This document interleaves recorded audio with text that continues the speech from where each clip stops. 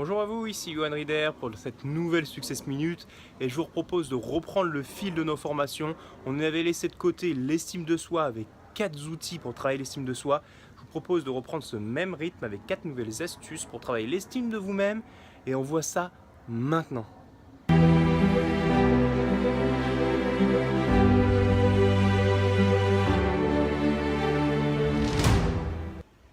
Dimanche, j'ai passé une journée à Roland-Garros et en regardant ces athlètes, en fait, j'ai eu une idée pour pouvoir alimenter ce premier point de notre Success Minute. C'est dans la vie, en fait, vous cultivez forcément des valeurs. Et c'est vraiment important de savoir quelles valeurs vous cultivez. Et c'est encore plus important de cultiver des valeurs hautes. Parce que si vous vous dites, là je participe à une compétition, là en l'occurrence c'était Roland Garros, je participe à une compétition, allez c'est juste histoire de participer, j'y vais juste comme ça pour... l'important c'est de participer. Et ben, si vous cultivez des valeurs basses comme ça, et ben, vous allez avoir des résultats médiocres. En revanche, si vous y allez et vous vous dites je vise l'excellence, allez, je vise le podium, je vise la victoire, et ben là vous allez automatiquement dans votre cerveau aligner tous les éléments pour pouvoir essayer d'atteindre cet objectif-là. Lorsque vous essayez de cultiver votre valeur haute, lorsque vous cultivez votre valeur haute, vous mettez tous les moyens, toute votre énergie, tout votre temps pour essayer de cultiver cette valeur-là. Et automatiquement, vos résultats vont s'aligner en fonction de la valeur que vous visez. C'est automatique. Donc, le premier conseil que j'aurais à vous donner, c'est que cessez de cultiver les valeurs basses. Je participe à cette compétition juste pour participer. Non, vous visez l'excellence et vous mettez tous les moyens, toute votre énergie pour viser cette excellence-là. Le deuxième point que je voulais aborder aujourd'hui sur l'estime de soi, l'estime de vous-même, c'est l'authenticité. L'authenticité, c'est vraiment fondamental parce que si vous n'êtes pas aligné avec vous, si vous ne considérez pas, si vous prenez la place d'un personnage, si vous vous montez un personnage, forcément votre cerveau il va se dire pourquoi il est en train de se matérialiser dans une certaine personne, en fait, de ne pas être nous-mêmes, et il va estimer automatiquement que vous n'avez pas de valeur. Il est obligé de mettre un masque pour prendre un personnage, il fait une pièce de théâtre, je sais pas quoi, il est dans son monde, et ça veut dire que dans sa vraie personnalité, il n'a pas de valeur, il vaut rien. Automatiquement, il va faire des actions.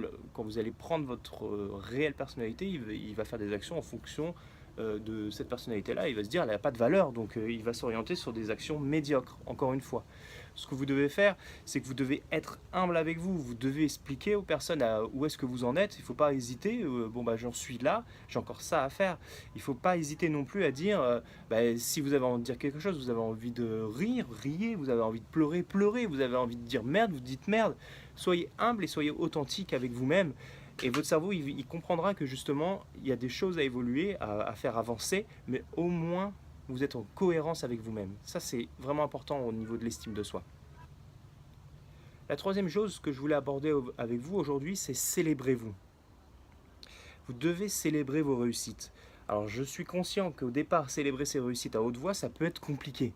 Mais commencez déjà par essayer de célébrer vos réussites dans votre tête. Et si c'est encore trop compliqué dans votre tête, prenez un journal et prenez 5 minutes le soir et écrivez le soir en quoi vous avez passé une bonne journée, quelle est la réussite de votre journée. Alors c'est vraiment important de le faire le soir parce que ça permet justement de rester sur un élément forcément positif de votre journée. Alors du coup, quand je dis il faut écrire le résumé de sa journée en 5 minutes, si vous écrivez dans votre journal, oh là là, ils m'ont encore énervé ces cheminots, les grèves, oh là là, je suis arrivé en retard, les transports, j'en peux plus, machin, et vous restez sur un élément négatif. Non, ça vous mettez de côté, vous oubliez ça, on s'en fout de ça, les cheminots et leurs grèves, et on garde le positif dans notre journée. Et justement, avant de se coucher, on note ce qu'il y a eu de positif dans ma journée. Par exemple, aujourd'hui, j'ai rédigé l'article pour mon blog sur les bienfaits de l'avocat. Et voilà, voilà ce que j'ai fait aujourd'hui de positif dans ma journée.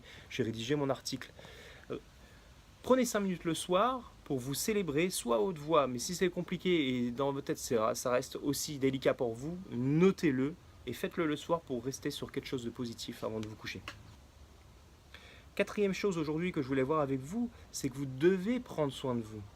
Alors, ce que je vais vous dire, on vous le dit souvent, mais vous êtes la ressource la plus importante sur Terre.